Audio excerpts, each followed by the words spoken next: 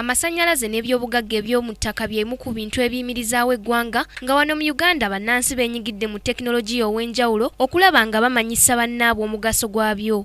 Minisitule y'ebyamasannyalaze n'okukulaakulanya ebyobugagga eby'omu ttaka nayo tebalekeredde era ng'ekola buli kisoboka okumanyisa abantu omugaso gw'ebyobugagga bino n'okulaba ng'ebibunyisa eggwanga lyonna. Tugezaako creating awareness.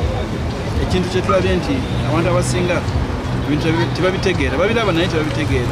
Balu yabyo tebagitegeera. Omugambe nagiseeva egenda kendezako ku masannyalaze akugamba naye nga bagiseera mutwalo gumu kitundu.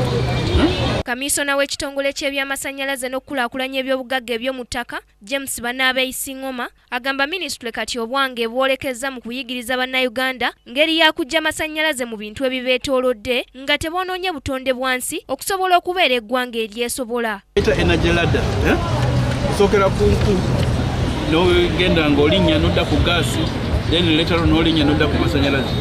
Kati abakyali wansi ya ladda nabo twagala kubayamba. Bannayuganda bonna abeenyigira mu kuvumbula amasannyalaze ag'enjawulo baakwetaba mu mwoleso gwabwe ogutegekeddwa minisitule y'ebyamasannyalaze n'okukulaakulanya ebyobugagga eby'omu ttaka okumala sabbiiti nnamba nga gutandise leero. Wano amakampuni ag'enjawulo gaatandise dda okwolesa ebintu bye gakola. Kasitoba ng'olina battery ng'eri below M60 oba osobola kujjam startinga. Kati bw'obanga battery ng'ebadde down weetaaga kuyita bamakaniko kujja kujjam startinga okwata power bank ojjam startinga. Ku lwa Kingdom TV, Nasaka Joweria amalindirire. This is Kingdom TV.